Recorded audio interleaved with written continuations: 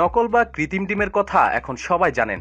অনেকেই বিষয়টিকে গুজব বলে উড়িয়ে দিলেও এখন আর সেটা গুজবের পর্যায়ে নেই। কেননা খোদ বাংলাদেশে নকল ডিম কেনার ও খাওয়ার অভিজ্ঞতা অনেকেরই হয়েছে এবং আক্ষরিক অর্থেই চীন থেকে বিপুল পরিমাণ নকল ডিম ছড়িয়ে পড়ছে বাংলাদেশ, ভারত, মায়ানমার সহ আশেপাশের অনেক দেশেই।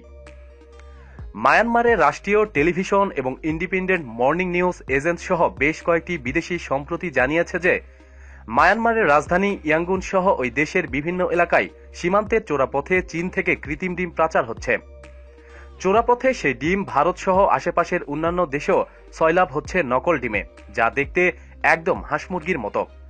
প্রসঙ্গত ২০০৪ সাল থেকেই তৈরি হচ্ছে কৃত্রিম ডিম। যুক্তরাষ্ট্র থেকে প্রকাশিত বিজ্ঞান সমুখীয় দ্য ইন্টারনেট জার্নাল অব টক্সিকোলজিতে কৃত্রিম ডিম সম্পর্কে বিস্তারিত তথ্য দেওয়া আছে।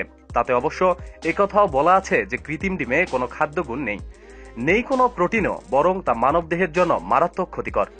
চীনের তৈরি হওয়া এসব কৃত্রিম বা নকল ডিম এক কথায় বিষাক্ত। কৃত্রিম ডিম তৈরিতে ব্যবহৃত রাসায়নিক উপাদান calcium carbonate, starch, resin, gelatine মানবদেহের জন্য খুবই ক্ষতিকর। দীর্ঘদিন এই ধরনের ডিম খেলে স্নায়ুতন্ত্র ও কিডনিতে সমস্যা হতে পারে। ক্যালসিয়াম কার্বাইড ফুসফুসের ক্যান্সার সহ জটিল রোগের কারণ। কিভাবে চিনবেন নকল ডিম?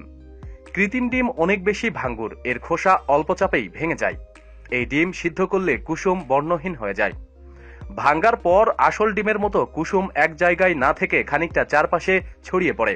অনেক সময় পুরো কুসুমটাই নষ্ট ডিমের মতো ছড়ানো থাকে। কৃত্রিম ডিম আকারে আসল ডিমের তুলনায় সামান্য বড়। এর খোসা খুব মিষ্টন হয়। খোসায় প্রায় বিন্দু বিন্দু ফুটকি দাগ দেখা যায়। রান্না করার পর এই ডিম থেকে অনেক সময় বাজে গন্ধ হয় কিংবা গন্ধ ছাড়া থাকে। আসল কুসুমের গন্ধ পাওয়া যায় না।